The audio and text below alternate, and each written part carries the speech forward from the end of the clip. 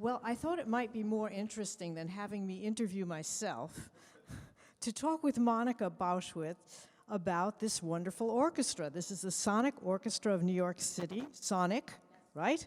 And it is a conductorless orchestra, which as a conductor I think is just wonderful. We like to self-destruct sometimes. We started, 17, 18 years ago, and there's just one other member who's from the beginning, Esmira. We've made it all the way since then. And we started out with a conductor, and then we were invited by this wonderful woman to go out to Utah, and she came with a conductor. And then in one of the breaks, when he went back to listen to the orchestra, everyone played so wonderfully that we got together afterwards and said, you know, maybe we should try it without him.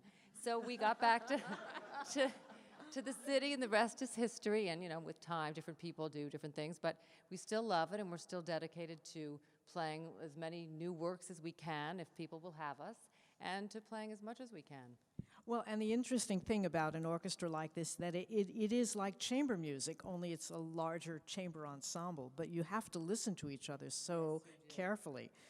Yes, and also not only just listening, but when somebody's having a bad day and a little grumpy or something like that, you have to sort of be very careful. Everyone has to be very good behavior, you know what I mean? You have to really, its personalities are much more obvious in a group like this because you're right with each other and there's no mom or dad conducting to sort of, you know, tame everybody. Who makes the decisions about artistic decisions? Is it does it rotate like Orpheus? Kind of people discuss things, but you know, I have to be honest. At the final call was when we discussed, and I ended up with Esmira on the phone. And what do you think? So, but yeah, people have an input, and then a lot of people have asked us to play works, and we're very eager to receive new works. And then so then we discuss. Yes, I like that, or that didn't necessarily work for us. That's not our groove, or so.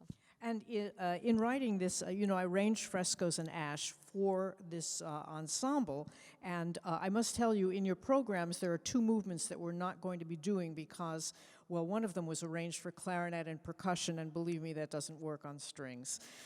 And the other also had a lot of percussion. So we're going to be eliminating scenes from a comedy and Alexander Mosaic.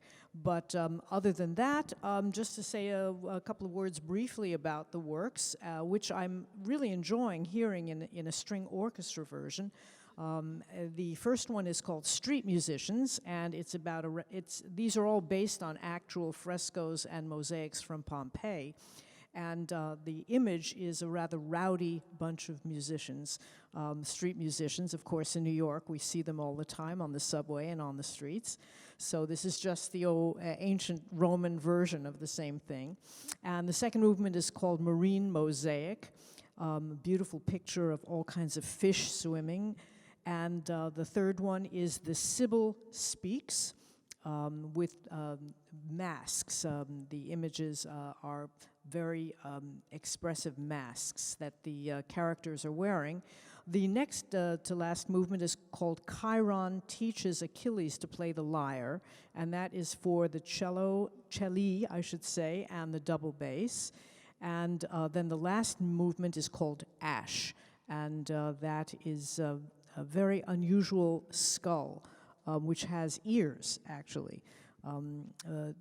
Rather amusing image of a skull, but the ancient Romans took death very philosophically, so it's not a grim movement.